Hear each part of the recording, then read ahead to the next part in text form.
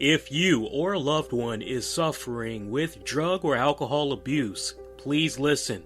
I want for you to get in contact with the Harvey House Manor. The Harvey House Manor is a residential treatment facility that is licensed through the State of California Department of Health Services. They assist men that identify themselves as having substance abuse addictions. They have groups with certified counseling and facilitators to help with art therapy, AA community meetings, nature walks, batting cages, even movie night. They are located in Loma Linda, California. The Harvey House facility takes most PPO insurances. You can check them out on Facebook as well at Harvey House Manor. If you need immediate attention, pick up the phone right now and call 1-800-953-1383 and they can assist you with a new beginning to the road of recovery. It begins right now with a simple phone call to the Harvey House Manor. Toll free 1-800-953-1383. That's 1-800-953-1383. One more time, 1-800-953-1383. The Harvey House Manor. Hey friends, Lee here. Check this out. For as little as $49.99, you could be in business for yourself today, right at this very moment. Now I want you to imagine owning your own store that offered beautiful personalized products where you don't have a lease, employees, tons of inventory, and rigid retail hours. Instead, you will have a team behind you, taking care of daily operations and letting you focus on sales, as commission sales are 25% of everything sold in your store. Additional bonuses based on sales volume. Now, I also want for you to imagine having your own web store, an incredible inventory, and flexible hours. I ask you, how much would you pay to invest in your future? Well, you can do it right now with an ambassador startup kit and registration that is only $49.99 and includes $70 in free merchandise. I want for you to act now and receive an additional $30 off in free merchandise by heading over to www.monogram@home.com/become-ambassador.html. That's www.monogram@home.com/become-ambassador.html. One more time, www.monogram@home.com/become-ambassador.html. Do you love the RCWR Show with Lee Sanders? Then support the show that's currently ranked in the top 10 shows on Spreaker.com in the wrestling category, on Patreon.com, and get exclusive access to new original content including our 30 with Lee series, bonus and vintage RCWR episodes, exclusive guest interviews, prize giveaways, online community chat, live show call-in features, and so much more. Support the RCWR Show on patreon.com/RCWR Show. Once again, that's patreon.com/RCWR Show. The RCWR Show with Lee Sanders, entertaining you since 2011. Warning, the RCWR Show with Lee Sanders is intended for a mature audience only. The following is an Infinity One Productions presentation, keeping it honest, insightful, and interactive. Covering the latest in wrestling and beyond since 2011. You're listening to the RCWR Show. Now, your host, live from the nation's capital in Washington, D.C., Lee Sanders.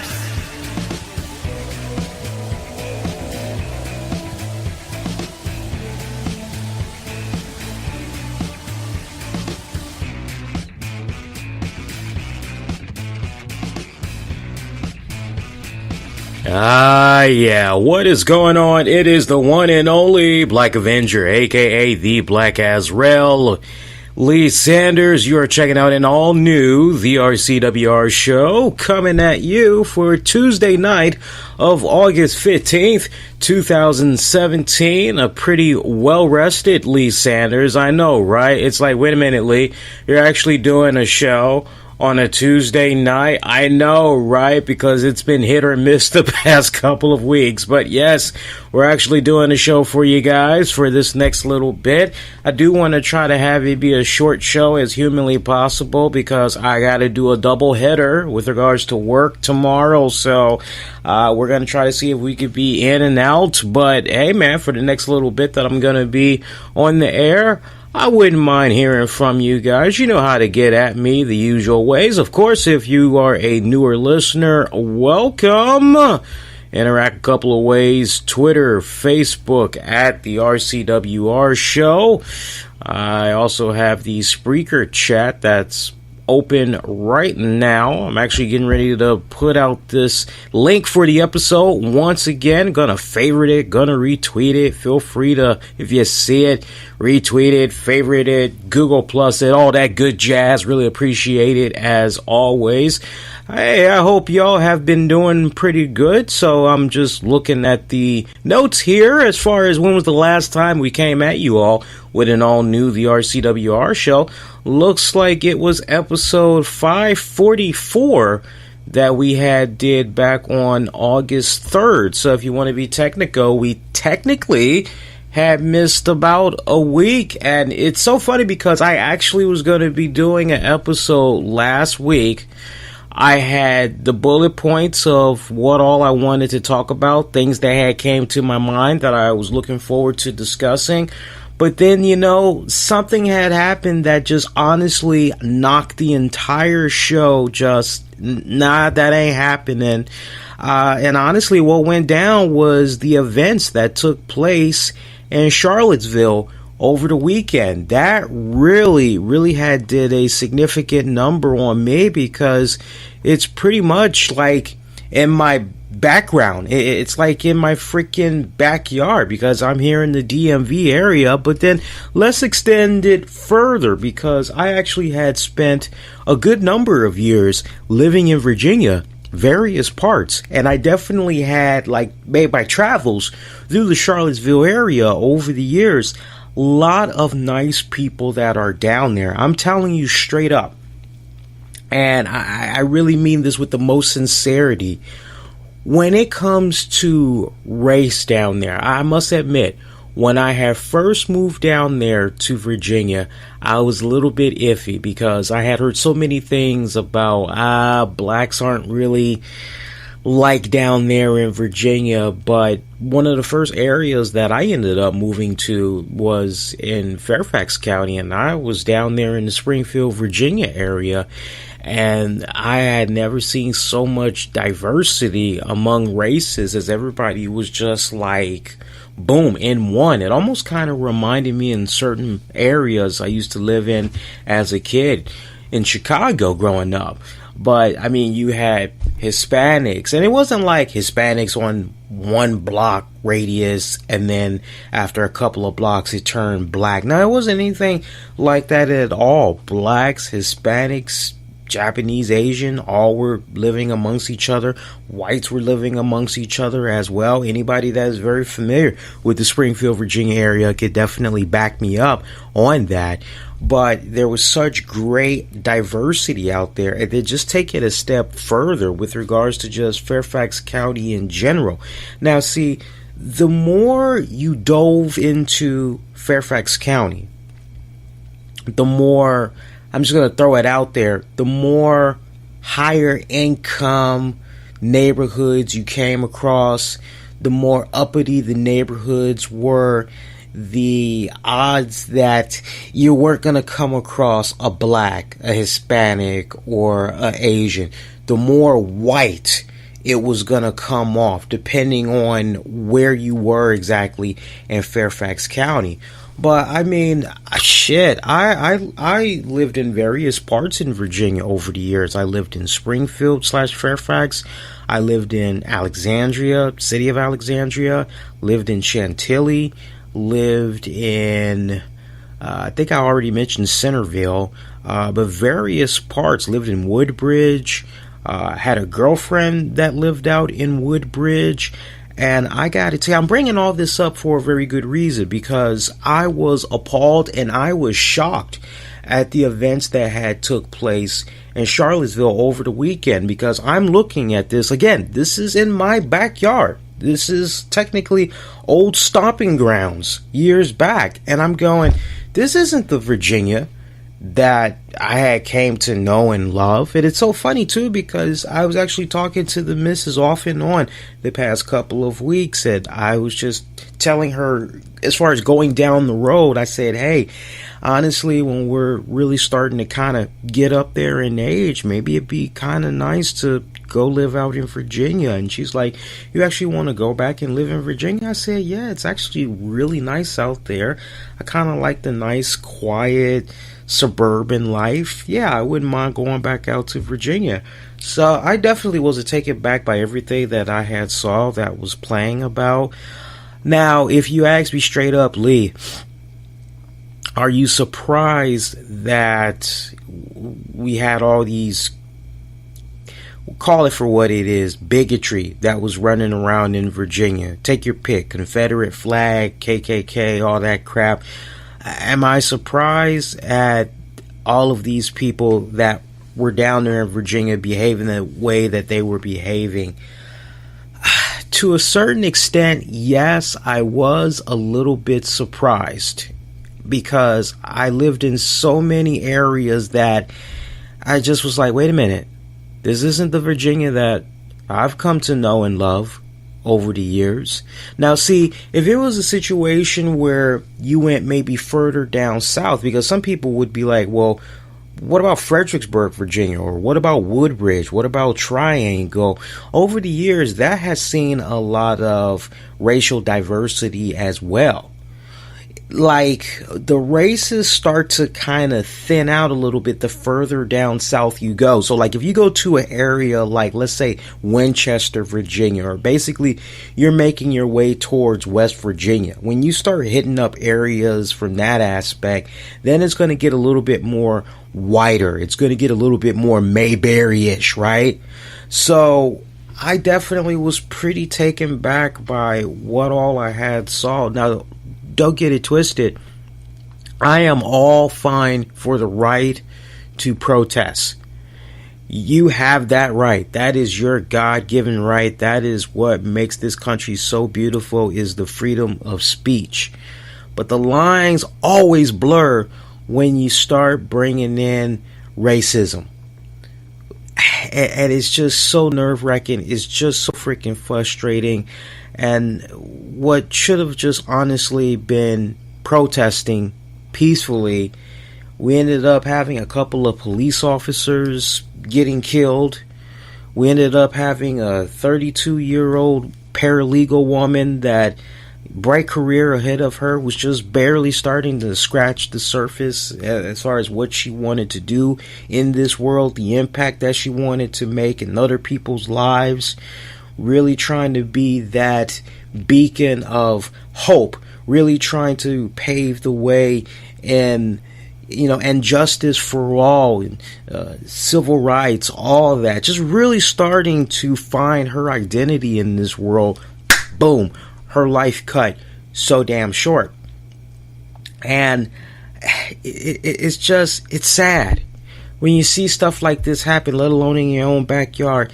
It's just so sad, and I can't begin to tell you how disappointed I was, not only as an American, but as a man, as a human being, as a former Virginia resident, just how taken back I was. And I definitely agree with the Governor, Terry McAuliffe. I feel in my heart of hearts, the people that came to Virginia and did these heinous, despicable things, I feel in my heart of hearts, no way in hell they were from Virginia.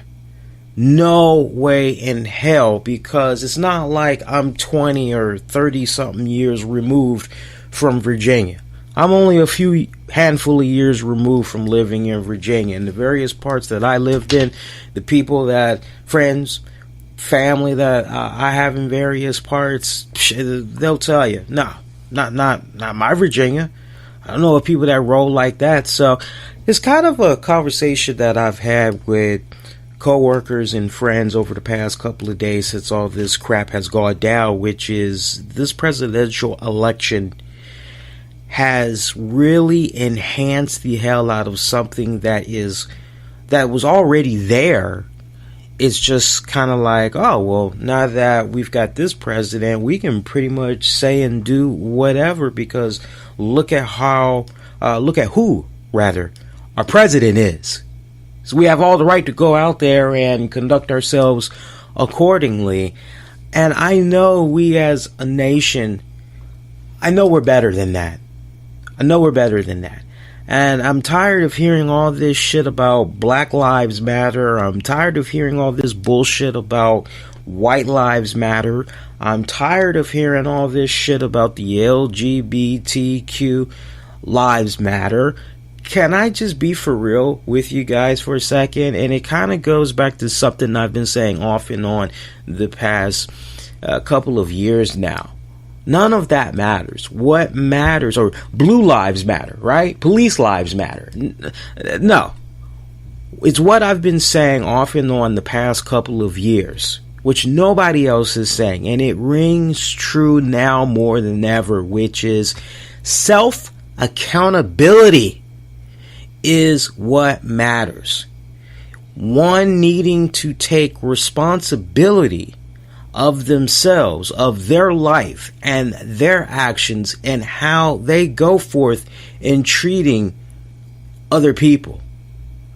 And I would like to believe that we as a society can be in a position where I have always lived by a philosophy over the years, which is I try to treat people the way I want to be treated, and that's with respect, and that's with dignity.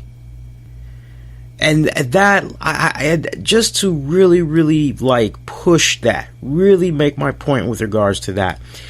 I'm not getting sidetracked, but there was an incident that had occurred at my overnight job a couple of nights ago, and my coworker really wasn't quite sure why I operated the way that I had operated, because from their vantage point, there were some things that kind of, well, why is he doing that? What the hell? And rather than him come to me and be like, hey Lee, I couldn't help but notice you did X, Y, Z, or at least this is how it came off. I'm just trying to understand where you're coming from, why you operated this way. Rather than him come to me, man to man, coworker to coworker, and hey, this is what's up. Instead, he goes around my back and he's mentioning me, taking little funny jabs at me to another coworker who I'm actually, dare I say, really, really good friends with.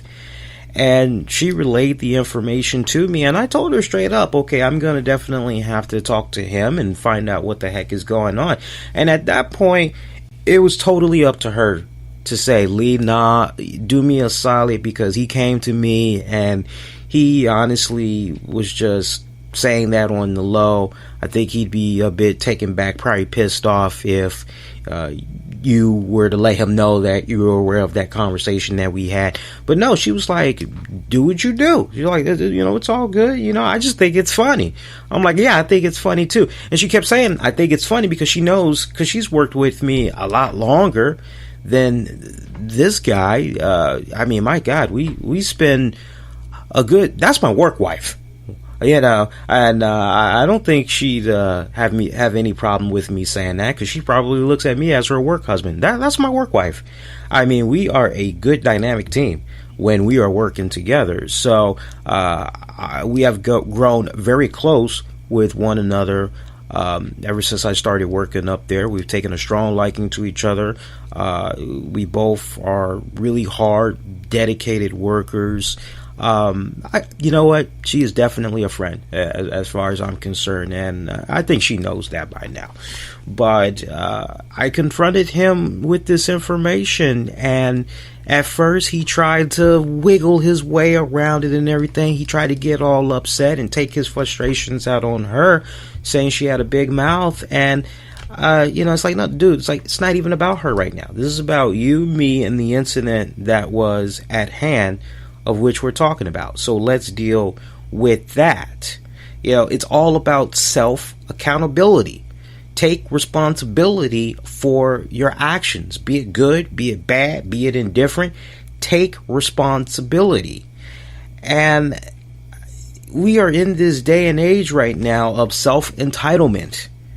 Everybody feels this certain privilege. They feel as though they have the right to do XYZ when they haven't earned it, when they have not earned that right. They just feel as though it should be given to them on a silver platter. Whether it is a situation where you have somebody say, I should be making $18 an hour at McDonald's for flipping burgers, even though I dropped out of school. No, I'm not thinking about going back to college. I could care less about that. Nah, whatever. I'm not interested in continuing my education. I'm not interested in going to school and taking up a few classes, try to learn a trade and see if I can make a really good impact in the workforce. No, I don't believe in putting in all that time and dedication. I just want stuff to be handed to me. Self-entitlement.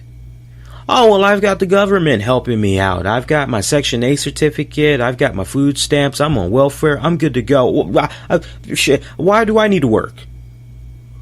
The self-entitlement. It all connects. So self-accountability is what matters. And all this bullshit that's going on, sometimes it just makes me, dare I say, ashamed to be an American. What I saw go down in Charlottesville was one of the most despicable things that I have seen in quite a long time. And that's saying a lot, because I have lived through a lot. I lived through what had went down with the LA riots back in 92, man. My God, I never thought in all my years, in my lifetime at least, I'd be seeing what I'm seeing going on right now. And it's all springing off of this presidency, which brings me to, in all due respect, President Trump. Everybody was waiting patiently to see what President Trump was going to say with regards to this. And he waited, and the longer that he waited, the worse it got. It just made him look really bad. Then when he finally put out a statement, it was a piss poor statement, because he didn't outright say KKK, white supremacist groups, Nazi groups. He didn't even go there. He didn't even go in those directions. He tried to be as neutral as humanly possible with the speech that he had put out there, and it just did not soothe the nation as a whole. If anything, it made his constituents, his colleagues to the left and right, say, what the hell was that? That was a crappy ass speech. You didn't even get the job done with that one. And he met so much pressure to go out there and acknowledge the Nazis, to acknowledge the KKKs, all these groups. They pressured him to acknowledge these. Right? Jeff Sessions saying what went down in Charlottesville was an act of terrorism, and no, don't insult the people's intelligence like that. Please do not insult the people's intelligence like that. They see with their own two eyes what the hell is going on. And look, when it's all said and done, please don't get it twisted. I am not one that, oh, you're a Trump bash. I'm not. I have been on this very show, and when I have felt that President Trump has been doing things, he's been on point in a few areas, I give him praise. When he has not been doing things right, I have been giving constructive criticism as far as ways of improvement. I think we can all be in agreement, and I think even the most diehard President Trump fan can admit that when it came to the speech that he put out, if there was ever a true defining moment early in the first 200 days of this president's tenure at the helm, what went down with Charlottesville over the weekend was a career-defining moment for him to really try and bring the nation together as one. It was a golden opportunity right there. We have successfully seen every other president in a difficult time of crisis, moments like what went down over the weekend, successfully able to bring forth a riveting speech that brings the entire nation together as one. Need we look at what had came about 9/11 and what President Bush had said? It's a really great speech, right? Or how about the Sandy Hook Elementary School shootings and what President Obama had said? Just to name a couple of examples. But you get it. You get it. And I just feel that President Trump had a golden opportunity that was missed. Here was an opportunity for him to really, really bring it home. You already have so many people that are saying, man, he's not really showing blacks, Hispanics, blah, blah, blah, blah, blah, blah. Even though he has a couple of those people of ethnic backgrounds in his administration, you still have people that feel the way that they feel. This was a golden opportunity for him to really, honestly, let me be blunt, double down. To double down and denounce racism. And I just feel for Melania Trump, because it's like, she's an immigrant. You do your research and you find out about her and her family and journey to America and all that, and you just got to imagine that she's probably cringing right now at how this whole thing has just been a debacle clusterfuck of what the hell. But going forward, look, if you ask me straight up, I feel in my heart of hearts this is just a taste of things to come. I think it's going to get a lot worse. Y'all got to keep in mind we got like 3 years to go as far as this president's tenure in office right now. And racism has always been there, boys and girls. This ain't nothing new. For those of you that are like, oh my God, I mean, honestly, it's always been there. It's just been in the shadows. It's just been moving behind the scenes. But now that you have the type of president that you have in office, and a lot of the speeches that he's been putting out there, and the type of people that have been attracted by these speeches that he's been putting out there, it has attracted the wrong types of people. It has attracted the wrong ideology from people. And rather than denounce it, because when it's all said and done, these are the very people that, when it's all said and done, got this president to office. Come on, the last thing you're going to do is denounce the people that got you into office, because if you're looking for a second term, you're kind of want to have them in your back pocket the second go round. Yeah? So, he's just flip-flopping left and right.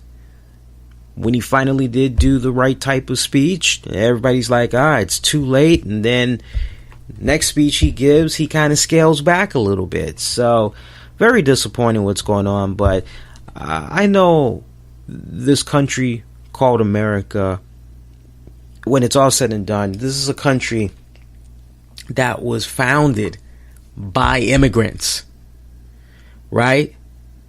So, I mean, to be crying all this crap, about white America and white privilege and all this other silly rhetoric, it's bullshit. It's straight up bullshit. And to those of you that are just appalled and disgusted by what you're seeing right now, you want to get out there. Let me tell you something. Get out there. Let your voices be heard. Do peaceful protests.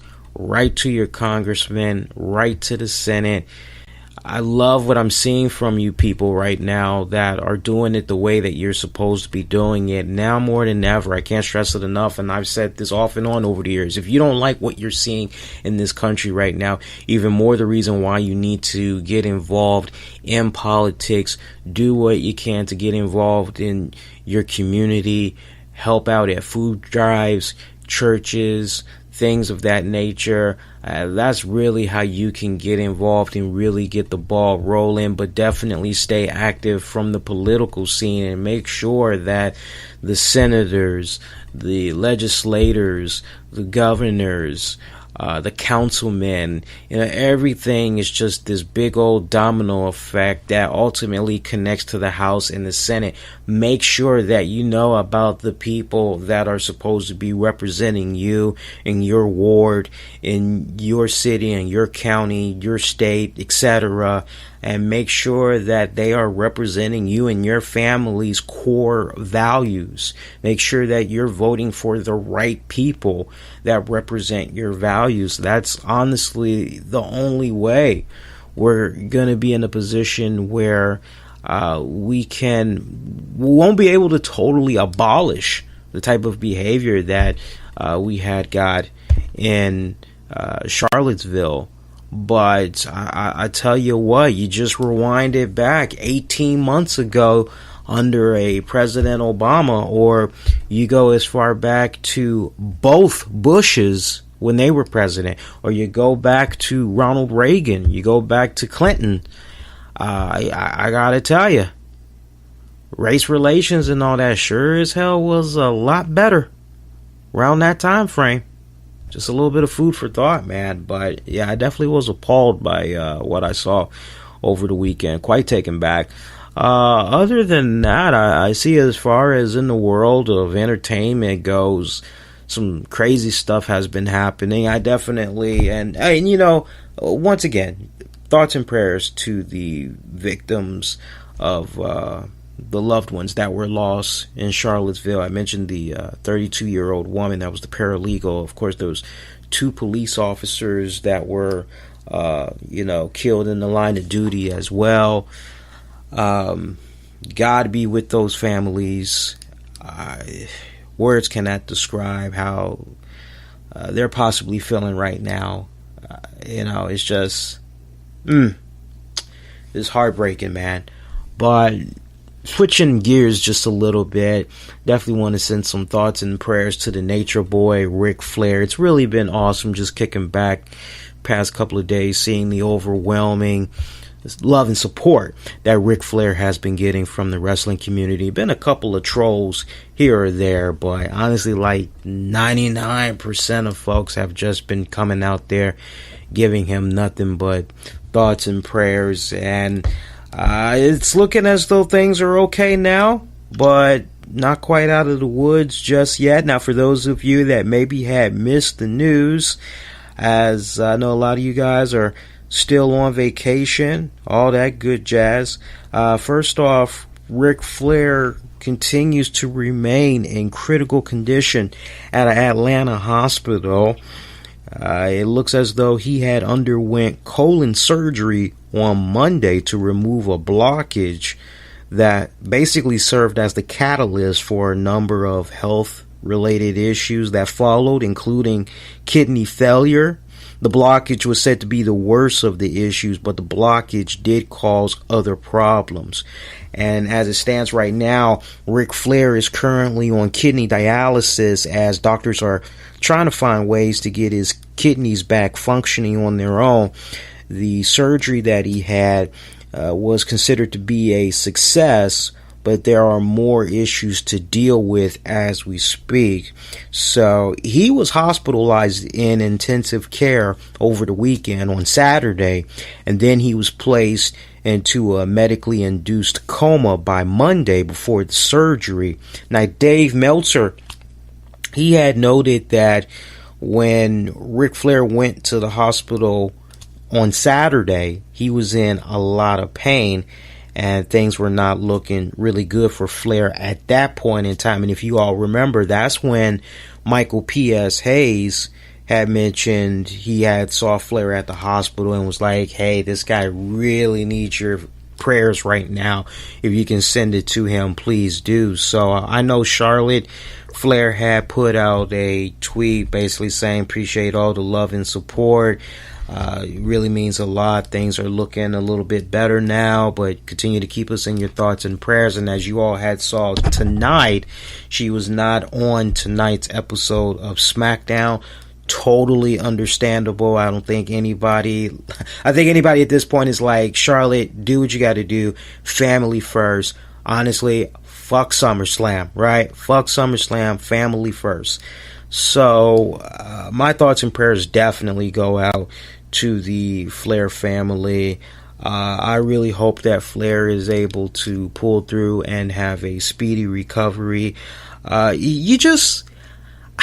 don't want to go with the whole told you so, but anybody that has been a longtime fan of Ric Flair's, I mean, going as far back, take your pick. You can either go back to the WCW days, or you can go back to the freaking World Championship Wrestling days, or you want to do WCW, or I mean, you take your pick. You want to go back to the old territory days? Take your pick. But like, Ric Flair lives that lifestyle 24/7, man. Styling and profiling, hanging out with the honeys, getting his drink on. I mean, I can remember the stories even when he was in TNA not that long ago. He was going to the bars, running up tabs, not having the money to pay for the drinks. The other wrestlers basically had to get him out of the jam and all that. He was just lighting it up, man. And then I know you all have remember the story that went about, what was it? Feels like maybe a year ago, maybe a year and a half ago, where he was heckling a bartender, basically calling her a fat ass or whatever. Right? I know you guys remember that.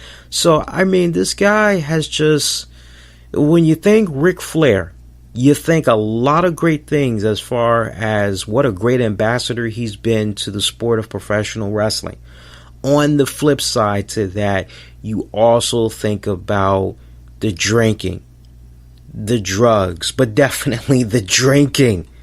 The drinking, man. And like, not to say I told you so, but when you live that type of lifestyle, you don't start switching it up. You don't go, okay, you know what? I'm getting a little bit older. I can't really keep doing this crazy shit, man. Like, I'm not getting any younger. My body's slowly starting to break down. I gotta try to, like, switch it up a little bit.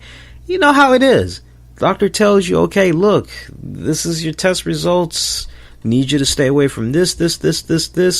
Unless you want to have that amputated and you want to have that not functioning anymore, you keep on operating the way that you're operating. So, it's sad that Ric Flair is in this position now, but it was bound to happen. It was bound to catch up to him, all the abuse that he's been doing to his body. And it's not a case where he's been doing this type of abuse for a couple of years. We are talking decades. We are talking decades. A good analogy that I like to use with regards to your body is like a car. Now, eventually, your body is going to break down. It doesn't matter how many fucking bowls of Cheerios you have. It doesn't matter if you're going out there getting low-fat milk, 2% milk, almond milk. It don't matter. It doesn't matter how many times you take all your vitamins. Doesn't matter how often you get in that vitamin C, how much water you drink. None of that shit matters. Now, you will prolong whatever problems if you eat healthy, eat and drink healthy. Make sure good, clean toxins are going in your body, coming out of your body and all that. But eventually the body will break down. But let me tell you something. When you are reckless with the alcohol, smoking, all that, drugs, it eventually catches up with you one way or another, especially if you've been going at it for decades. So I really hope that this serves as a wake-up call for Ric Flair to, okay, you know, I got like this new lease on life. It was looking really freaking grim, but I came on through to the other side. I really hope this is the wake-up call, and honestly, he's able to enjoy these golden years of his life, just riding off into the sunset, staying clean, staying clear, away from the alcohol, all that good jazz. But I'm pulling for him, because the last thing I want right now is for a situation to occur where the Flair family, you know, they gotta still be reeling over the loss of Reid Flair. God, has it even been 5 years yet, folks? It feels like when Reid died, because I remember when Reid died, we were still relatively young in doing the show. So I don't think it's been 5 years since Reid died, but it does kind of feel like it's getting to that point. Somebody let me know. But I just, for the Flair family to lose Rick, you know, in the span of 5 years, that would just be too much, I think, for the entire family, let alone for Charlotte. So just for everybody, I'm pulling. Hopefully everything works out. Now, again, they say he's out of the surgery. Everything's okay, but he's still in critical condition, but he is recovering as we speak. Pull for the guy, man. And speaking of Ric Flair, you know, right after Raw had went off the air, originally, there was supposed to be a new episode of Table for Three featuring Ric Flair, Sting, Ricky the Dragon Steamboat. But due to what had happened over the weekend, instead, they decided to go with a 1 hour special called Ric Flair Forever the Man. And that's currently available on the WWE Network on demand. You can actually check that out in the original section on the WWE Network. There's no word right now when that Table for Three episode that I just mentioned will air. I would like to believe, you know, if not during SummerSlam weekend, if maybe it might kind of coincide around the time that there's going to be that 30 for 30 by ESPN on the career of Ric Flair. I saw the trailer for that, and it actually looks pretty damn good. I'm not sure how many of you all saw the trailer for it, but make sure you mark it down on your calendars, the premiere date for that 30 for 30 documentary on Ric Flair. That'll be airing on Tuesday, November 7th at 10 p.m. Eastern on ESPN. One more time, Tuesday night, November 7th at 10 p.m. Eastern on ESPN. You'll be able to catch the 30 for 30 on the career of Ric Flair. I'm actually looking really forward to that. That should really be on point. Had a fantastic weekend. I hope you guys did as well. Caught up on a lot of work. Seems to be the new trend nowadays. But right before the weekend had broke out, I actually had got a chance to have a really nice, fun evening with the missus, and we made a pit stop in DC to go see Jim Ross doing his one-man show, Ringside, at DC IMPROV, and I got to tell you, it was a awesome fucking show. Now, I'm gonna do the full review of it with Tammy. I'm just trying to coordinate with her so we can actually sit down and really go in depth talking about it. I'm actually writing up an article on it as we speak, and the article is actually halfway done. So the article will probably be up on the website definitely before this weekend, because I've been working on it in between work.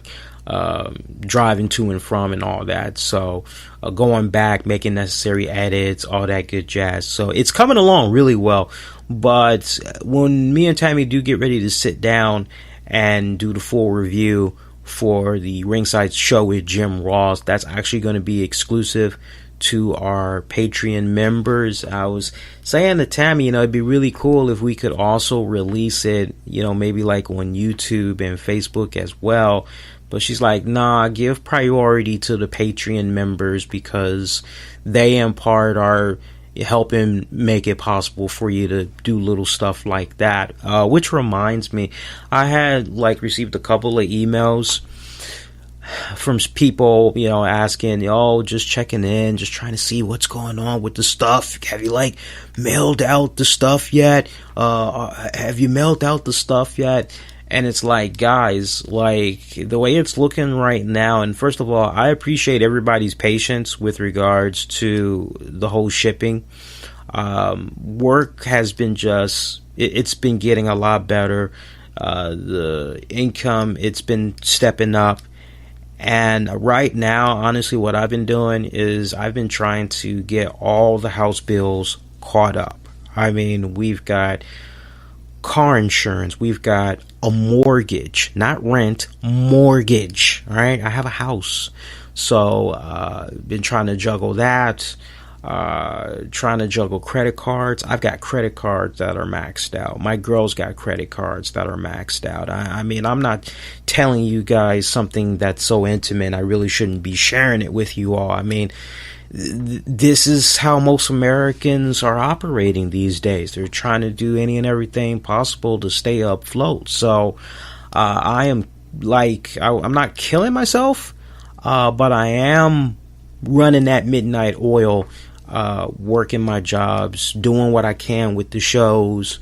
I tell you what, working with more advertisers has really been helping me.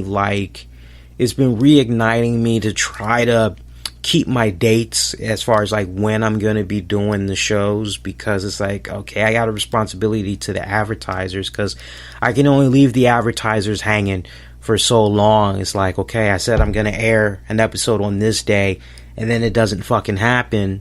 What the hell? But, it is, it's getting better. It's getting a lot better. There's actually been a few people that were mailed off some stuff. And it's so funny because I messaged everybody and I was like, look, if you want to do some of the listeners did, and you want to make a one-time payment, just send me the money for shipping, no problem, because it's the stuff is still there, it's on the table, it just needs to be shipped. And I just got to that point where, and Tammy will tell you this, and we had a very candid conversation about this a couple of weeks ago. I told her, I said, there used to be a time when it came to doing prize giveaways, all that stuff, it was okay, this is what we're going to do, this is how much money we're going to put out there, and then me and her are both looking at each other shit, okay, that's fine and dandy, but how the fuck are we going to make up for this amount of money that we're putting out there, because we don't have it? And I didn't care. I was doing what I was doing because, this is really cool, and this is a cool thing to do for the listeners. And I didn't think about personal finances, what's happening with the home, until after the fact. And when you continue to have that type of a mentality, you're going to get problems. And, Tammy was quite taken back when I had the self-revelation, because she was nodding her head I'm glad you're finally seeing it the way I've been seeing it over these years. She's yeah, sometimes you do way too much for the listeners, and financially it puts us in a bad spot. And I'm not doing that anymore. Like I said in the email, I'm not saying anything that I had not said in the email, because I said this in the email to everybody.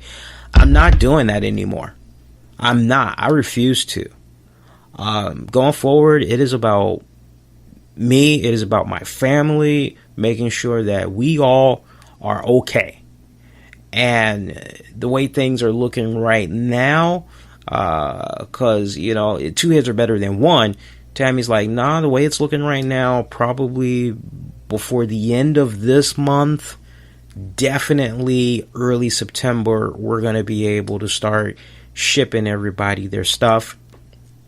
And that's going to be it. That is going to be the last time that a open forum prize giveaway will be done, because going forward, anytime there's going to be some prize giveaways, everything is going to be happening on our Patreon page. That's basically how we're going to be doing it. It could be repeat winners, I don't care, but going forward, that's what it's going to be all about. So I can't stress it enough. If you haven't signed up on our Patreon page, definitely do so. That reminds me, I've got to sit down and upload some more audio content and all that. But first things first, I'm taking it one step at a time. The Jim Ross thing, me and Tammy are definitely sitting down and doing that. I'm honestly just waiting on her to try to find out how her schedule is and all that, because I told her, I said, I want to sit down and do the review for Jim Ross. She's like, do I need to get dialed up for that? I'm like, yeah, because they're going to be seeing us. She's like, okay. So it's just been a matter of hooking up with her, but I loved it, man. It was really fucking a great show. I wasn't really sure what to expect. And I got to tell you, I actually enjoyed Jim Ross's show more than I did Mick Foley's. And that's saying a lot, because I'm a huge Mick Foley fan. Well, I'm also a huge Jim Ross fan, but maybe it's a matter of opinion. Maybe it's kind of split down the middle depending on who you ask. But for me personally, I enjoy Jim Ross a lot more than Mick Foley. I tell you, the prices were really affordable too, man. To go and see Jim Ross. We did the VIP meet and greet, so we actually were able to meet Jim Ross, talk to him a little bit before the show. We had got priority seating, and if you had bought like a certain amount of his merchandise, you were able to get back in line after the show and see him again. So I actually saw Jim twice, and you can actually see some of the photos that was posted on the Facebook page at facebook.com/the RCWR Show.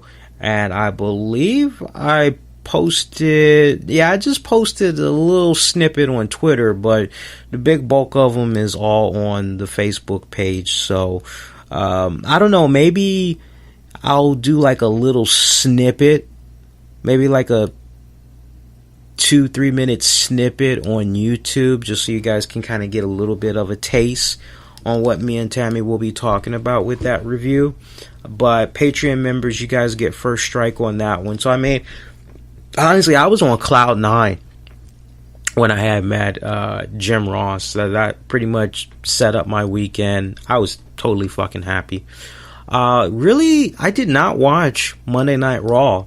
I'm aware of some of the events that had took place on Raw, because my coworkers, they're pretty awesome. They know I'm into the podcasting and all that. So when I come in, they know I'm already like en route to work. So they know sometimes I'm watching Raw and then other times I'm not. And they're like, dude, we got a new Cruiserweight champion. I'm like, what? Like, yeah, we got a new Cruiserweight champion, Akira Tozawa. He defeated Neville. Like, are you serious? Like, yeah. And I had to kind of take a step back, and I had to really, really think about that one. Because one thing, and Jim Ross really opened my horizons, because at one point during his one-man show, he had brought up the whole, yeah, we all can sit down and we can have all these really great, fantastic booking ideas, but at the end of the day, it comes right down to making good business decisions. That means you're generating money. And when he said that, it was kind of like, yeah, he's got a good point there. So when I heard about Akira Tozawa defeating Neville to become the Cruiserweight champion, that Booker side of me was going, well, that's stupid, because we're so close to SummerSlam. wouldn't it make more sense for Akira Tozawa, if he's going to become champion, wouldn't it make more sense for him to do it at SummerSlam? Like that makes more sense, right? But then just from a business standpoint, I just really started thinking about it a little bit more, and I'm kind of going, okay, you know what? Neville had just been on a phenomenal roll. I don't believe he's injured. I don't believe he's burned out in any type of way. I don't think he pissed anybody off backstage. I'm not picking up any of those vibes. None of those vibes whatsoever. Look, we're now Tuesday night going into Wednesday, and there's yet to be a report out there that is suggesting any of those things. So the fact that there's nothing out there, now it doesn't necessarily mean that, okay, well, everything's good, everything's on the up and up, but just the fact that there's no type of report that's out there right now, honestly, I'm just led to believe that the powers that be in WWE management just wanted to shake things up a little bit. And honestly, I am okay with that, because the last thing you want is people going into what is one of the biggest pay-per-view events out of the year, out of the big four, going, oh, Neville, yeah, whatever, he's gonna keep that, whatever.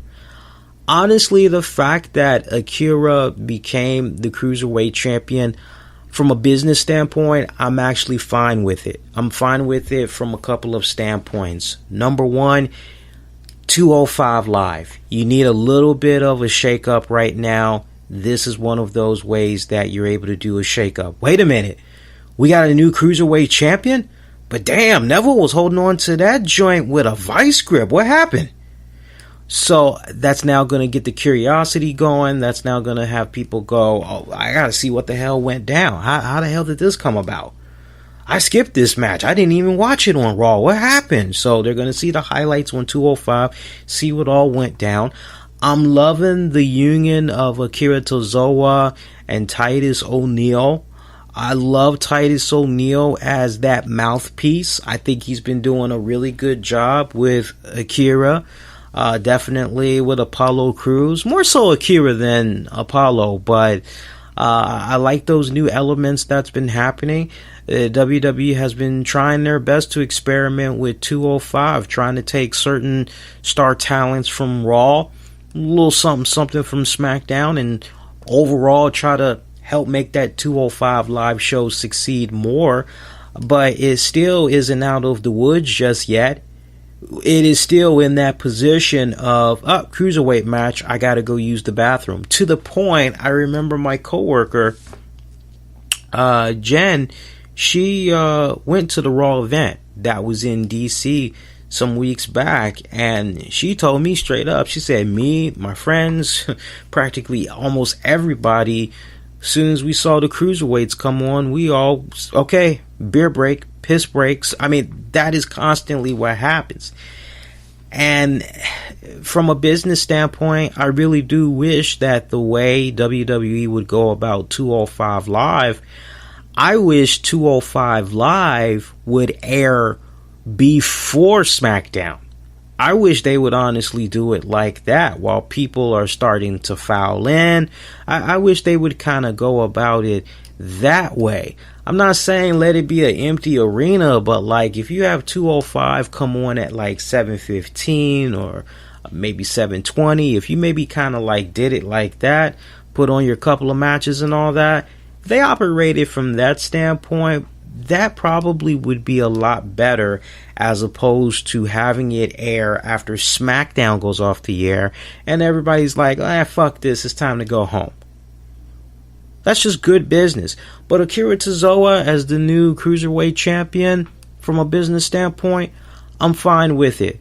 It's going to generate, I don't know how much buzz, but it's definitely going to have people curious to see, well, what's going on with 205 since last I checked in. So maybe it'll equal a little bit more viewership. I'm curious how the numbers do for it this week. Sadly, there's no Nielsen ratings or TV by the numbers because this is exclusively on the WWE's network, on their app and all that. So you can't really keep track of the analytics like that. The only way you know is when WWE puts out their reports, and they don't really be putting it out there like that, right? So, business standpoint, I'm fine with that. Then, the other thing I'm looking at is you got to create a little type of excitement. You got to create some type of a situation where, well, wow, this guy had actually beat Neville, who was champion for all these months. Okay, oh man, he's king shit. Maybe he got something going on here. You got this rematch that's going. I'm fine. I am totally fine for this. Some other stuff that went down. I see Seth Rollins, Dean Ambrose. They finally did the damn thing. It looks like they are finally getting back together as the Shield. It ain't officially the Shield, but they're getting back together. We got a new number one contender that is going to face Alexa Bliss for the Raw Women's Championship, and it is Sasha Banks. Bray Wyatt had defeated Finn Balor. Finn Balor later on during the night would ask for a rematch, and we would find out that the Demon is going to be making its return at SummerSlam to face Bray Wyatt. Missed opportunities, man. Missed opportunities. Not the way how I would have played that out. Gotta be honest with you. Not the way how I would have played that out.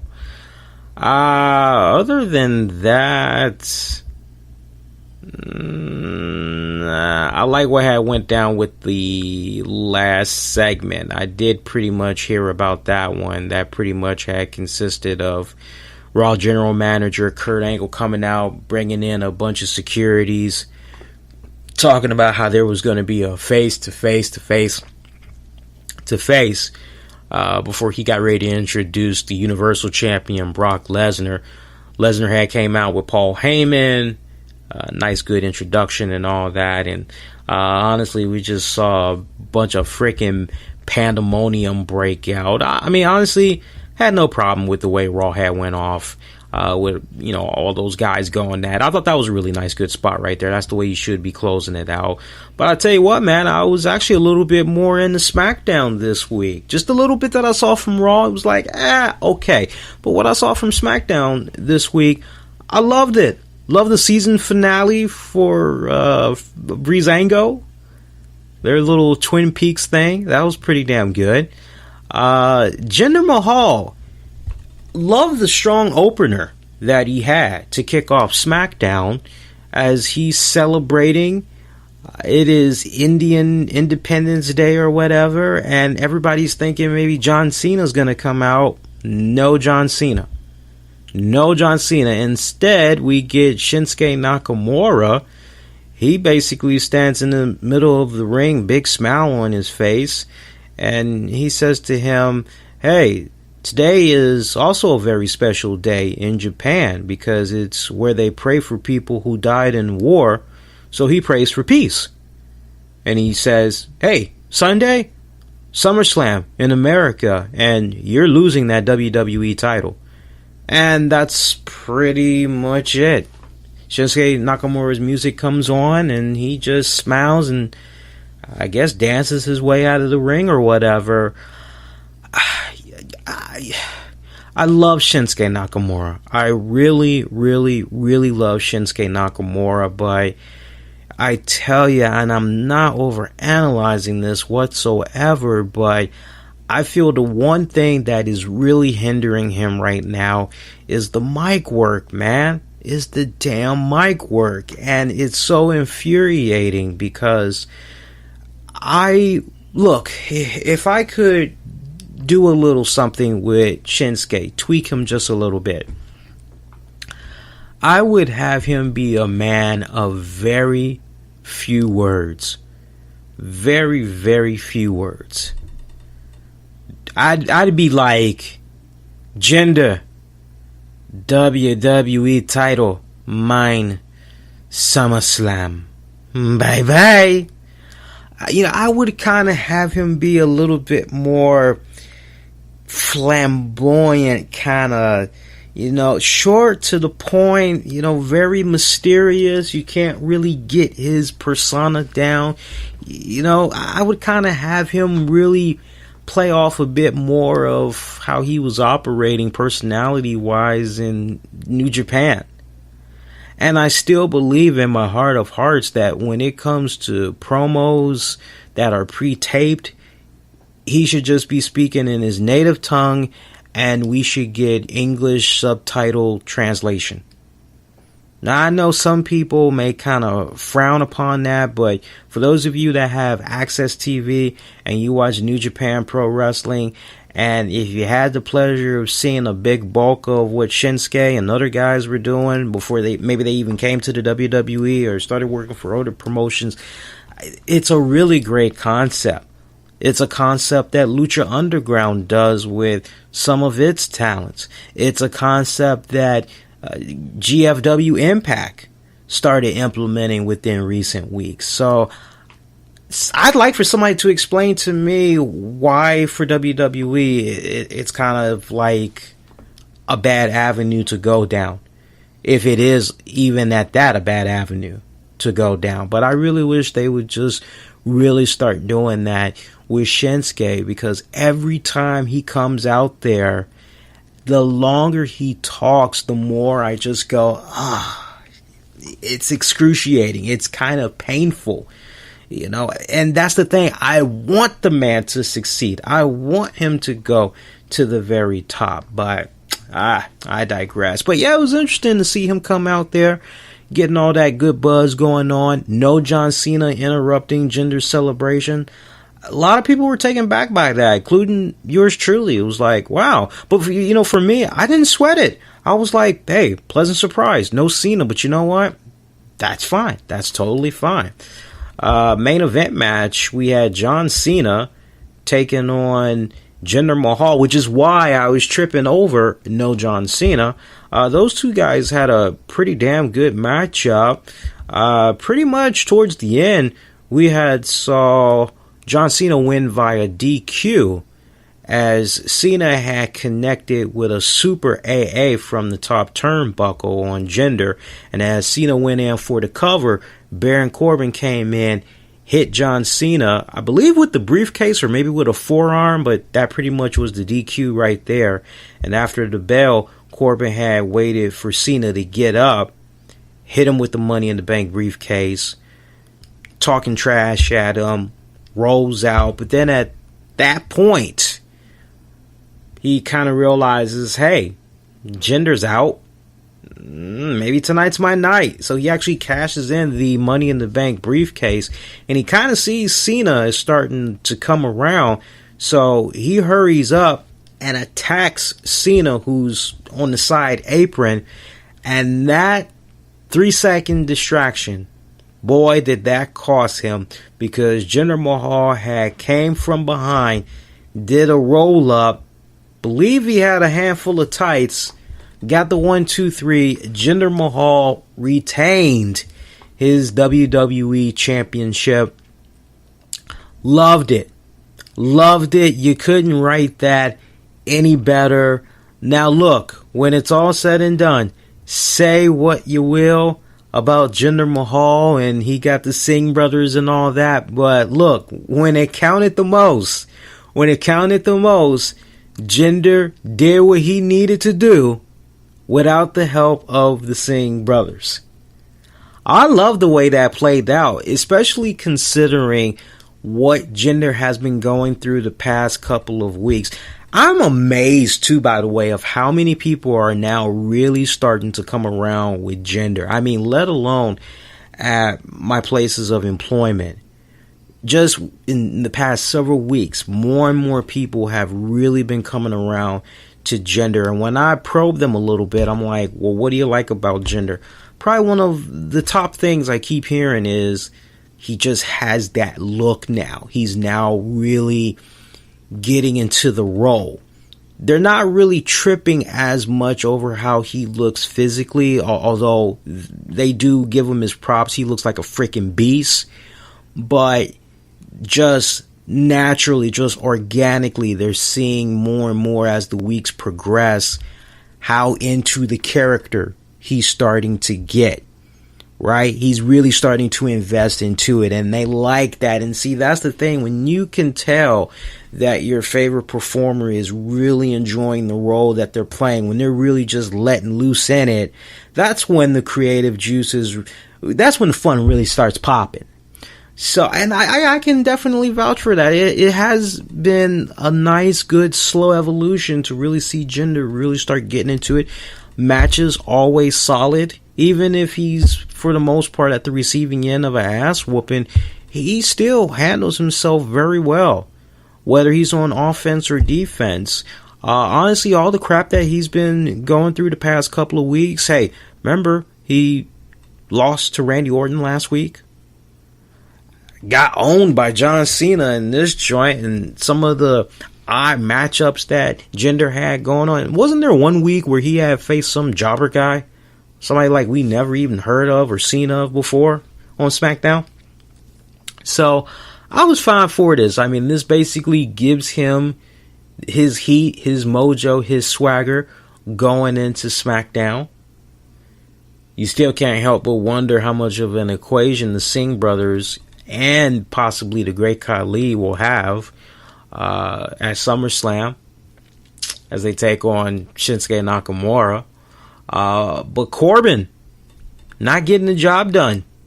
So much for Corbin maybe possibly cashing in the Money in the Bank briefcase on freaking Shinsuke Nakamura. It really makes you wonder now what exactly is going to be going down at SummerSlam. Of which, by the way, SummerSlam is going to be happening this Saturday. And I am going to be doing a Call That Match edition for SummerSlam. I'm actually going to be doing that on... I think we're going to go on ahead, and the way I'm going to set that one up, I'm going to give Patreon members first priority. They're going to get first dibs on the Call That Match edition. And then probably a day or two later, it's going to be released. I'll probably put it up on Facebook, knowing me. I'll probably put it up on Facebook most likely. Other than that, though, that really was it. That was really the meat and potatoes. I actually watched all of SmackDown, too.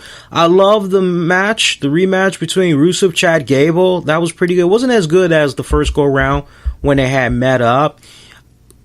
Tamina had an interesting conversation with Lana, asking why didn't she get her a match tonight for the women's championship. Lana basically told Tamina straight up, you are not ready yet. Tamina, on the other hand, she's like, I disagree with that. Like, I've been waiting patiently, and I'm tired of being patient. But Lana told her, no, you gotta continue to wait, but your time is gonna come. And I tell you what, when we get done, with me by your side, people will fear you. With me doing what I can do, my ravishing ways, you will become a destructive force with one purpose, and that's to crush. So it looks like Lana's kind of going back to maybe being a manager. At least that's the vibe that I'm kind of getting. So honestly, this speaks volumes to me, because the impression that I had got from SmackDown this week with regards to this segment was like, okay, Lana, the wrestler, she's done. And honestly, if Lana, the wrestler, is done, I'm fine with that. Now, some of you may say to me, oh, Lee, she's still wrestling. She's doing dark matches, or she's wrestling at house shows. I'm fine for that, because what I have seen of her work within the past, month and a half, almost 2 months, it's not really that impressive. I get it. WWE wants to capitalize on her looks and everything like that, but honestly, I felt her strongest asset was being a mouthpiece, was being that nice, good-looking piece of eye candy that be walking down the ring with XYZ. That's the Lana that everybody had fell in love with. Nobody was sitting up saying, I'd really like to see Lana wrestle. I sure as hell wasn't. I don't know about you all, but I sure as hell wasn't saying that. So honestly, the vibe I got tonight was the send-off of Lana the wrestler and the return of Lana the advocate, Lana the manager. And if that's the case, boy, I tell you, I've been a fan of Tamina Snuka off and on, and it never really seemed as though everything was clicking as far as her excelling on the roster. And I know a large part of that had to do with injuries and stuff that was going on with her dad and other personal family matters. But I gotta tell you, within the past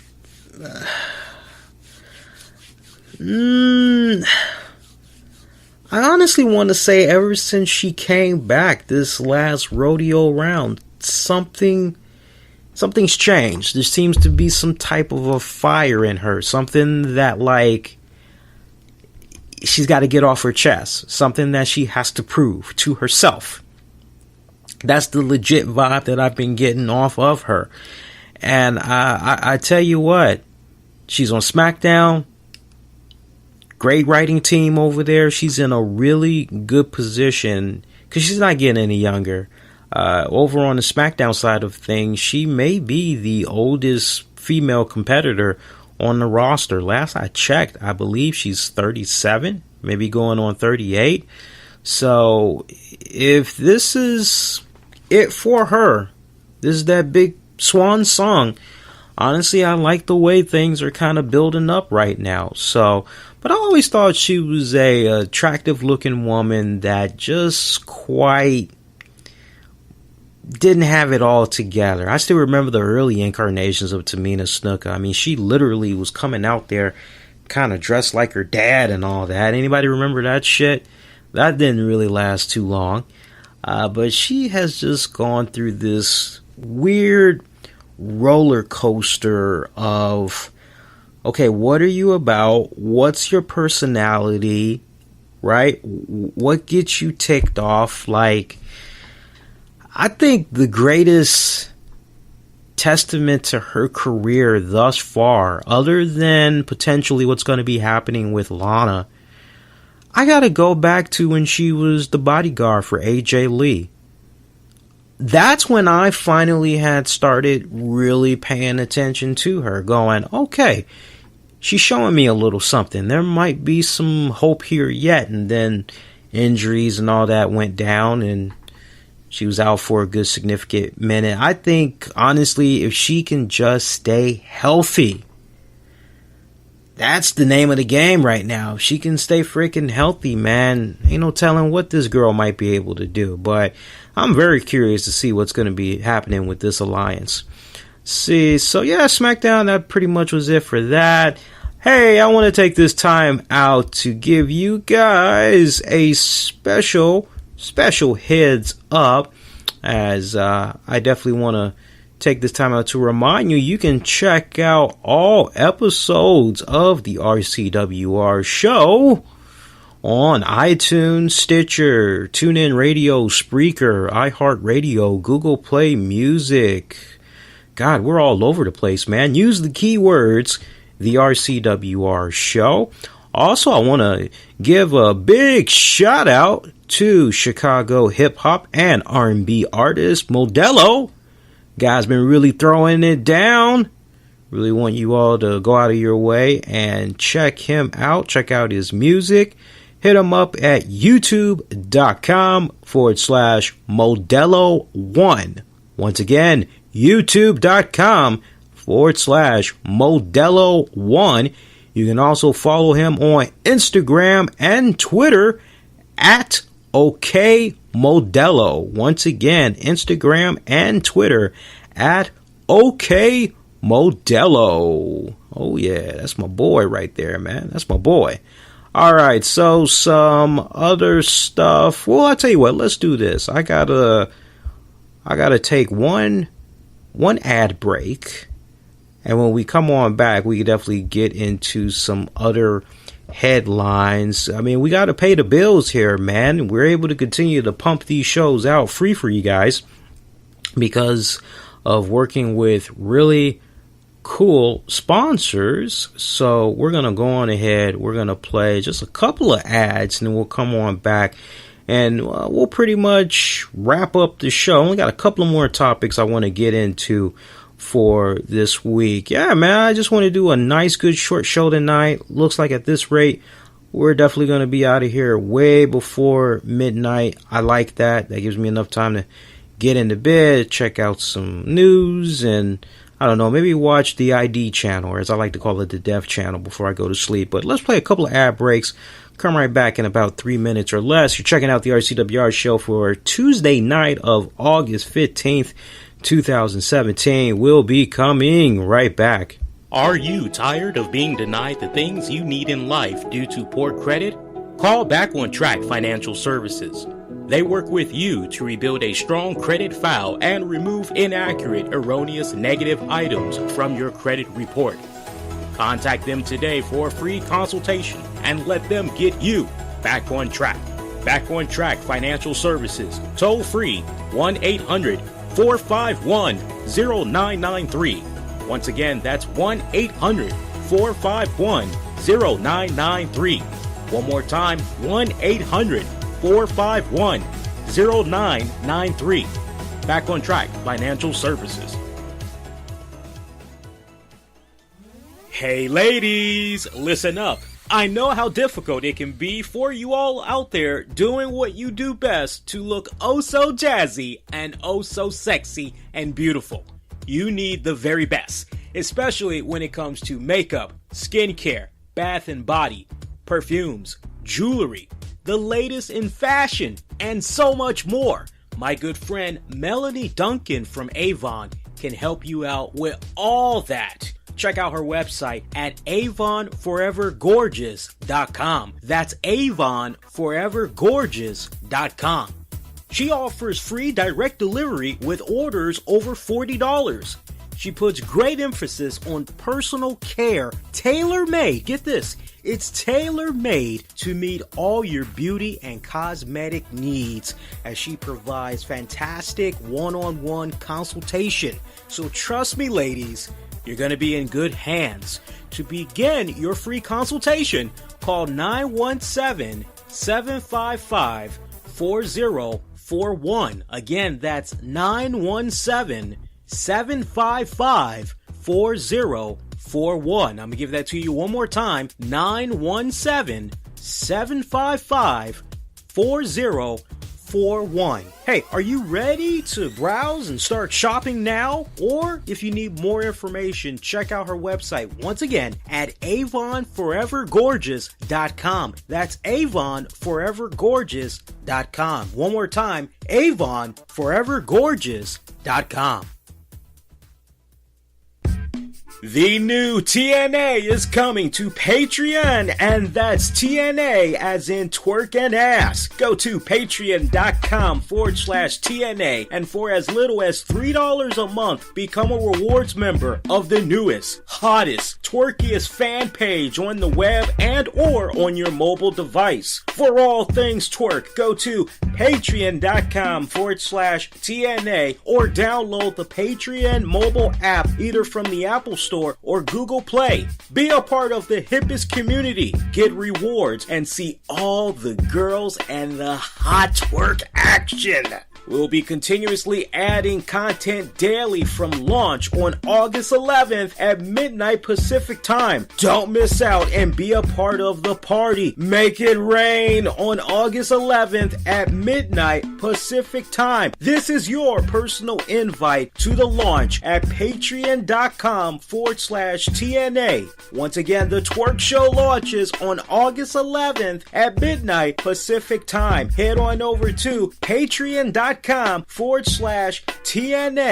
And again, on August 11th at midnight Pacific time, that's when they launch. Make it rain, y'all. Have a awesome twerking ass day. That's got to be one of my favorite ads so far. All right, you are checking out the RCWR show for Tuesday night, August 15th, 2017. Special shout out to all of our sponsors for this week's episode. Remember to check all of them out as they are doing their part in working with us in order to help continue to keep the shows free for you all to check out. So definitely go out of your way. Check out all of these guys, man. Really good stuff. So breaking news had came about this week where Alberto El Patron has been stripped of the GFW World Heavyweight Championship. The company had put out a statement on Monday. It's a short statement. I'll read it to you. That basically had said, GFW has concluded its internal consideration of the events surrounding the suspension of Alberto El Patron. While it is apparent that initial reports unfairly characterize El Patron's involvement in the incident in the Orlando airport, we are nonetheless disappointed with the manner in which he dealt with this situation. We expect more decorum from all on the GFW roster, especially the world champion. We have communicated with El Patron our decision to strip him of his championship title. No decision has taken, yes, I read that right. No decision has been taken as to the date on which he will be reinstated to the roster, the conditions of which are a private matter between the company and El Patron. Now, just home in on that. We have communicated with El Patron our decision to strip him of his championship title. No decision has been taken as to the date on which he will be reinstated to the roster, the conditions of which are a private matter between the company and El Patron. So, keeping that in mind, I read that twice to you guys because El Patron would shortly put out a statement after GFW did. Would you all like to know what he had said? I will read it to you all here. Pretty short and sweet. My company, Impact, and I have come to an agreement that it's best for both parties if I be stripped from the championships. I came up with the suggestion just to show that Impact doesn't have favorites and everyone gets treated the same. Apologies to fans and my brothers and sisters in the company. Even though I came out all clear and there was no wrongdoing, it was still a scandal. So thanks for your support and let's move forward positively. One day I hope to be your champion again. Hashtag CCC. He would follow that up by saying, this is a positive, guys, I promise. Please treat it like such. God bless everyone, and I hope you all have a great day. So, was this really a case where El Patron had said to GFW, look, man, let's just go on ahead. Let's just take the title off of me. Because the way GFW is making it seem, they're making it come off as though they spoke with El Patron and they said, look, we're just going to go on ahead. We're going to take the title off of you because this is just too much that's going on right now. We're catching so much heat on social media. A lot of people are expecting us to dish out some type of a disciplinary action. They're looking at how we just suspended you from the shows is basically a freaking joke right now. So we gotta do something better than that. We gotta do something that's really impactful, no pun intended. So I'm really kind of under the impression that GFW came to him and said, hey, look, this is what we want to do. This is what's gonna happen, whether you like it or not. And Alberto probably said, yeah, sure. I would love for anyone that is able to score an opportunity to chat with, I would say Jeremy Borash or Dutch Mantell, Jeff Jarrett. I would love for them to straight up ask, hey, is it true that Alberto is the one that came up with the idea for you all to strip him of the title? This is what he's saying. on social media, on his own Instagram account. Can you all validate what he said, or was this something internally that management at GFW decided they were going to do? I'm very curious. I'm very, very curious about that. But, I mean, you knew they had to do something.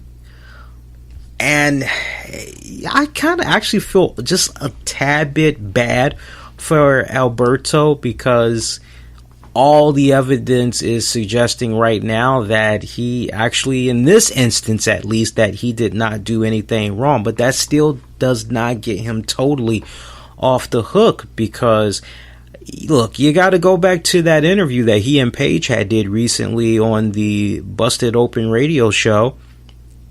And, you know, that interview, for what it was worth, I wasn't really impressed. I was not really impressed, because Bully Ray and crew, they did not go for the jugular.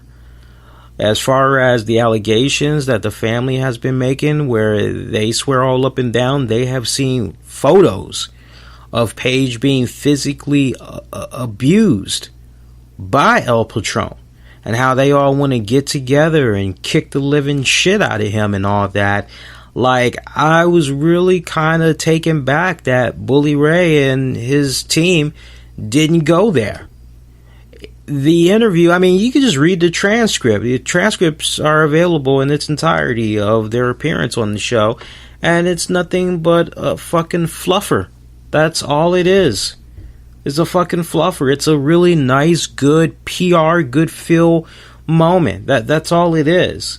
It's like, okay, well, if you all really want to do a freaking interview, why not, I don't know, come on my show? Why not holler at my good friend Jason Solomonster? Why not holler at my good friend Anthony Missionary Thomas? I mean, seriously, there's a shitload. Why not holler at JR? Why not holler at Stone Cold? I mean, there are so many people that would really do a fucking interview and get down to the heart of the matter. So, for me, I wasn't impressed with what I had heard of this damn interview. And I still believe that in some shape or form, be it physical and or verbal, Alberto is abusive to Paige. I do believe, whether it's physical or it's verbal, I do believe that he is abusive. So I think with the decision that was made by GFW, I don't think it was just this one incident alone. I think it was a culmination. I think when you just look at all of those stupid ass times that he was bad mouthing the WWE on freaking Periscope. That's what I'm gonna start calling that shit, Periscope. All those fucking times he was doing his thing on there. All the times he was cutting the promos on the WWE and fucking GFW Impact, right? Just all of those things. You combine those, and then you combine just overall how he would conduct himself, even if he wasn't talking about the WWE, just the fact that he was appearing to be extremely intoxicated, honestly not looking like a good ambassador / representation on the show. So, I mean, it fucking sucks. It fucking sucks. Reading a chat in the comment. The point is, he can go on any show. Any show. Doesn't have to be our show. He could hit up my good friend Titus Machiavelli. Titus Machiavelli is the king when it comes to interviews. I gotta give him a special shout out too. It's so funny.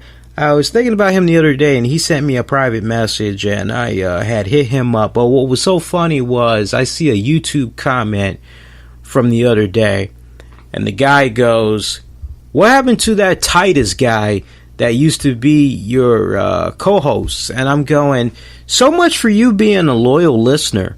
That dude hasn't been on this show in over 2 years, man. You know, but No, in all seriousness, I think when it's all said and done, I don't think it was just the one incident alone at the airport, although I do feel it was the straw that broke the camel's back. I just think, like with what's been going on with Ezekiel Elliott, I just feel that everything Alberto El Patron has been doing, it's just everything's been adding up, leading to this point. That's basically what I'm saying. Speaking of Ezekiel Elliott, that shit that's going on with him right now, Roger Goodell, I don't know if Jerry Jones even has a fucking leg to stand on, because he and the other owners, they voted for Roger Goodell to have all of this power. He can decide at his own discretion. He is the judge, he is the jury, he is the executioner. What he says is official. So the fact that Ezekiel Elliott is suspended for 6 games because of this supposed incident that had occurred last year, where he was abusive to this now ex-girlfriend. Supposedly he abused this girl on 3 consecutive days sometime last year, around this same time period during the summer. So he abuses this girl, and I mean, let me see if I got this straight. As far as we know right now, there's not one piece of evidence that is out there. I'm not taking sides in any type of way, but this is the point I'm making. Roger Goodell doesn't take the time out to sit down with Zeke, read his facial expressions, see exactly where he's coming from, try to get a really good read on the young man to see if he's bullshitting or not. Talk to this woman that is the supposed victim. Hear her story. Look into her eyes. Goodell does not even interview both of these people. He doesn't talk to them personally, face to face, Skype to Skype, Google Hangout. He doesn't do that. He just lays down this law where Zeke is suspended for 6 games. Now, I don't know about you guys, but when you hear that, that just sounds really stupid. Now, see, this woman, she may have messed herself up, because, you know, she basically said to Zeke, you know, you do me like, you know, you do me like this? Like what the hell? How you gonna do me like this, abuse me, all this other? I'm gonna make you pay. I'm gonna make you pay big time. And supposedly Zeke has said to her, you're a white woman, I'm a black man, you know, seriously now, who you think they're gonna believe? Because he didn't like the way that supposedly she was coming at him, but when supposedly she was being abused, she told him that he was going to pay. Now, it turns out she actually had lied about a incident that had occurred. So you already have a shred of doubt. And once you have doubt, it's hard to really decipher, okay, well, the rest of this stuff. And see, she very well may have been abused during those 3 days from last year. But because she had told a lie, and see, make no mistake about it, when the police had did their own respected investigating, they had found inconsistencies in her story. That basically was like, nah, we're not even going to hit Zeke up with any charges. No. So ever since this whole Ray Rice shit had went down, the NFL has been, and honestly, Goodell should have lost his job then. But ever since the Ray Rice shit had went down, Goodell has like had this hard on for making sure that like he does not look as embarrassed ever again as he had looked during that Ray Rice fiasco. And I mean, at the end of the day, this guy is making anywhere from like $33 to $45 million a fucking year, right? Jerry Jones, you know, he's pissed. He's going to try to see if he can do everything in his power to get his boy out of this jam, but when it's all said and done, when they all were doing the bargaining, they gave Gordell all that power. There is a clause in the NFL rule book or whatever. I forgot the clause number and all that, but Gordell has it. So if it's going to go to the judges, the first thing the judges are going to do, they're going to be like, well, wait a minute, this is what you all had agreed to, so he's well within his right to operate this way. We can't help you. The suspension is as is. So I wish the NFL would release some type of a statement, though. Maybe it'll happen. It's still early in the week, but I wish they would release some type of statement, at least saying, hey, look, we know that the decision that we made, it has been met with controversy, but there is evidence, strong, significant evidence that is in our possession right now that has been shared with Ezekiel Elliott and his attorneys, that reaffirms our stance, that reaffirms our position on why we will be doing everything in our power to make sure that the 6-game suspension is upheld. I would at least like for them to go in that direction and release some type of a statement rather than let people continue to speculate as far as, well, do they have something or not? Maybe the NFL is sitting on something that they're not going to release, or maybe they will release but at a later date. So it's a catch-22 right now that's going on, man. But gotta tell you, I was quite taken back by that piece of news that had came about. Rey Mysterio doesn't look like he's going to be coming to the WWE. What went wrong? Well, you could take the blame on Conan. Conan is doing all of the representation for Rey Mysterio, making sure all that money adds up and it's on point. Basically, Vince McMahon, Conan, still got bitter feelings with one another. From Conan's standpoint, he really didn't like the position that he was in back when he was with the WWE. What was that silly ass gimmick that Conan had when he was in the WWE? Max Moon or some stupid shit like that? Yeah, that's one of those moments where I kind of gotta go, I'm gonna pretend that didn't happen, right? But no, in all seriousness, both of these guys, I would like to believe that in 2017, that like if Bruno and WWE can make peace, Warrior WWE can fucking make peace, Macho Man WWE can make peace. Yeah, I'm kind of like under this impression, well, maybe Conan and WWE can finally make some fucking peace. But no, the beef is still as strong as ever. It doesn't look like time is going to heal old wounds, at least not right now. And honestly, Conan was trying to get Rey Mysterio fucking paid, and Vince McMahon and crew, they just weren't having it. They were like, fuck it, just fuck it. Really, it didn't go down because of Conan. So honestly, I'm fine with that, and I'm going to tell you the reason why. WWE, yes, are they hurting right now for a Latin superstar? Yeah, they really, really are hurting. They've been hurting for a long time since Rey Mysterio rolled out, because let's keep it at 100. Right after Rey Mysterio, right after Eddie Guerrero had passed, it was all about Rey Mysterio. Everybody gravitated towards Rey Mysterio, and Rey Mysterio was able to pick up that torch and continue to run through with it, man. And WWE has been hurting for years in trying to connect more and more with the Latin fan base. So, and Rey Mysterio, yeah, he's had his injuries. That's probably the only thing, because he's still young. He is still young. The guy's only 42. He's going to be turning 43 this December. So he's still pretty damn young.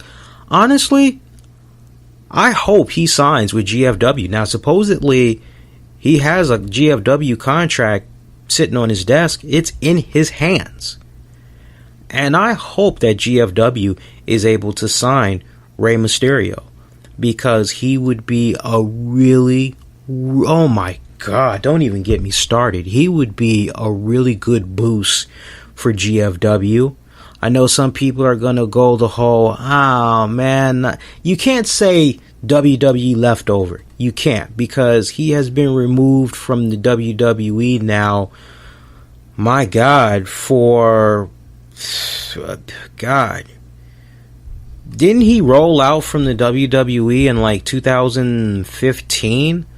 I want to say he was done with the WWE. It feels like maybe he was done with the company way before that. I know one of the last things he did was something with Sin Cara, and then honestly he was on hiatus. I think his last appearance was on an episode of Raw where he had lost to Bad News Barrett, and he decided to take some time off because he had some type of an injury that was going down. So that was actually like going back to 2014, and he had actually wanted to leave the WWE, but they had extended his contract without his approval, and they were trying to basically get X amount of days back that he had missed. They tried to like tack it on to the contract or whatever. So actually he's been done with the WWE since 2014. So it's not like he went immediately from WWE to GFW. So we can get that whole WWE leftovers, we can get that bullshit line out of the way, because he's done stuff in the AAA promotion. He's also done some stuff in New Japan Pro Wrestling. He's also worked with Lucha Underground. His contract with them is actually going to be up this fall. So this would be a significant boost for GFW. They could really use a marquee name right now. If I were to make any constructive criticism about Impact right now, it's honestly, it's a good product. It's really been doing a good job all these months, even despite all the craziness that went down with the Hardys rolling out, all that. It is still a good quality product. It still manages to be overall a good, decent show that you can check out weekly. But they don't have any marquee names. I mean, when you're flipping through the channels, you're like, you're like, I guess I'll watch this. I don't know. Let me see. So they kind of need some marquee names right now, man. And to add a Rey Mysterio to the roster would be phenomenal. I already know they've added John Morrison. He's definitely signed with GFW.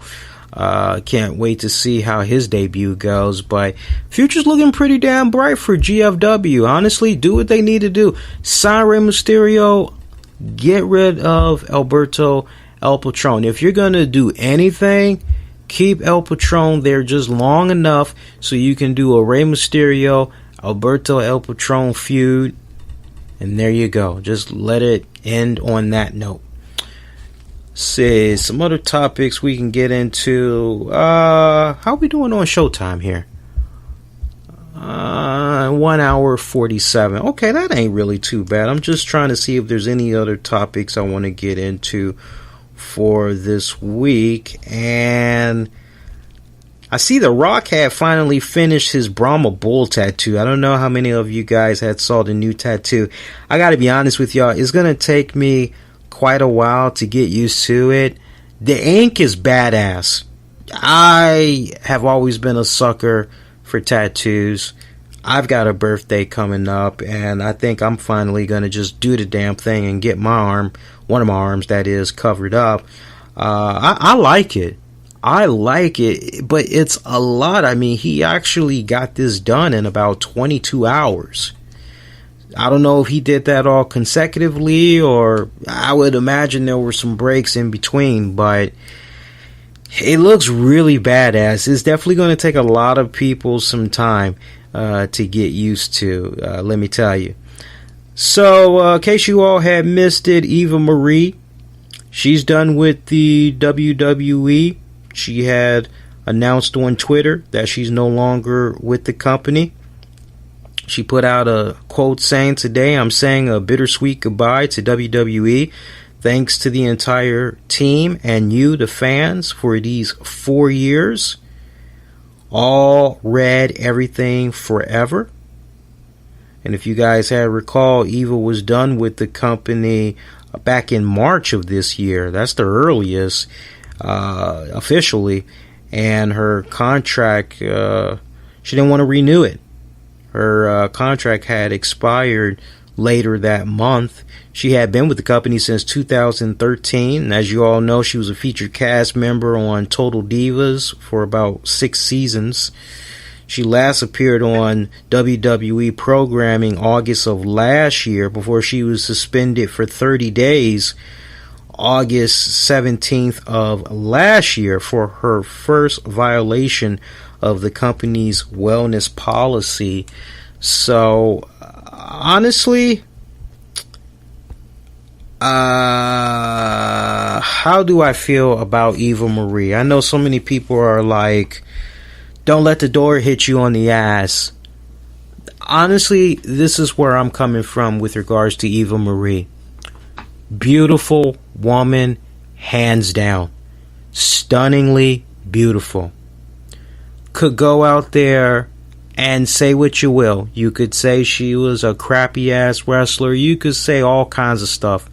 But the girl, give her due. She generated heat. She generated a reaction. And I just have that old school mentality. You go out there, you get a reaction, it equals longevity. And she was getting reactions from people. Right, I mean, it was just, I mean, you had people that legitimately did not like this woman. And WWE knew that. And they were doing some of the most funniest, coolest shit in getting this girl over. I think ultimately one of the things that came about with this demise, I don't think it helped that the violation had came about. But then at the same time, Eva Marie was already dipping her hands into a few different projects. You got to remember, her representation, her PR team is the same team that works with Dwayne "The Rock" Johnson. So Eva Marie and WWE, the way it's looking right now, they both basically agreed to part ways. But honestly, this should be a lesson to management in the WWE, which is to stop going after the women that did not grow up watching professional wrestling, did not even try to go to a wrestling training school and all that. Stop going that route, because you have a lot of these girls that basically are looking for their opportunities to be some type of a reality TV star, and they will take it in any form, fashion that they're able to get it and propel themselves from there. And Eva Marie always struck me as somebody that was not going to be a 5-year girl. Oh yeah, she's going to be with the WWE 5 years from now. She's going to be a 3-time champion. She never struck me as that type of person. She always struck me as somebody, if you were lucky, maybe 3 years tops. She always struck me as somebody that was just passing through. So I'm really happy that the way things are looking now, and maybe it's courtesy of Triple H, but I like that now we're kind of getting to that position where women that are being looked upon, they have some type of a physical background in sports, whether it's MMA, basketball, soccer, bodybuilding, gymnastics. I like the fact that now the women that they're trying to go after, they definitely have some type of a sporting background. They've had some type of appreciation, love, passion for the wrestling business. And I tell you, there are so many beautiful, talented young women that are out there right now. And I can't wait to check out this Mae Young tournament, something that Jim Ross had talked about quite candidly at DC IMPROV last week. I can't wait to see a lot of these girls. I already know not all of them are going to be signed, but I would imagine there's going to be a decent amount of them that we're going to be seeing in the WWE in due time. But yeah, stay away from these type of girls, man. Seriously, stay away from these type of girls. I'm glad that things didn't work out with the WWE because, quite honestly, she seemed like I won't say it was too good for the WWE, but she definitely came off like not bigger than the WWE, but I think the right word I'm looking for is beyond. She always came off to me that she was beyond the WWE. And as I said to you guys some months back, I don't know if she can be the next Angelina Jolie, and I don't want this to be titled, we already tried to go down that avenue and people were just like, hell no, dislike. So I'm not even trying to go down that avenue again. But if you ask me straight up, with her looks, with the right PR team and all that, does she have the potential in having a really nice, decent career in Hollywood? Yeah. Well, it's however she makes it out to be. I definitely feel she has a really good, strong shot. So we'll wait and see what happens. Other than that, I think I'm about ready to stick a fork in it and call it DONE done, man. Yeah, I want to go ahead and stick a fork in it. I don't think there's anything else that's happening right now. Just taking a last go around, making sure there's been no breaking news since last we were on the air here.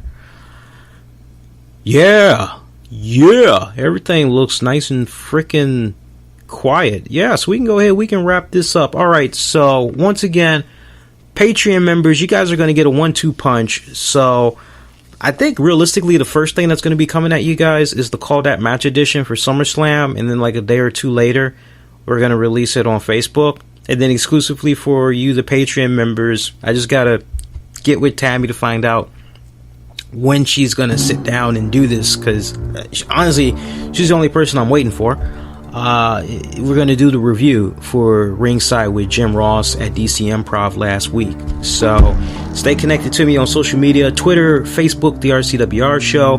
Click the hearts, like this episode, really helps us out, makes the episode become more findable in the search engines on Spreaker and all that. A lot of fun stuff is going to be planned, man, going into September. I'll share with you guys just a few snippets on next week's show. SummerSlam weekend, yes, I'm doing it, man. I'm going to be live. I think I'm trying to figure out when the NXT TakeOver event comes on, because if the NXT TakeOver event comes on at like 8 o'clock, I might be able to check it out. So let me see here. It is coming up. So, damn. I don't know. I gotta work that night too. I might be able to do something on location. I'm not really sure. So we'll come back to that. I tell you what, you know what? Let's do one a little bit better. What I'll probably end up doing, probably record my instant reactions later on during the night, and I'll just upload the audio that way for you guys. So I'll definitely do a reaction piece for TakeOver Brooklyn, but I'm definitely going to be live for SummerSlam weekend, so that should be fun. Yeah, stay connected, man. Twitter, Facebook, the RCWR Show, so you know about all the upcoming shows and all that. And remember, love the show, continue to spread the word. Special shout out to our sponsors once again. That is going to do it. Wishing all y'all to be safe, be kind to one another. Adios.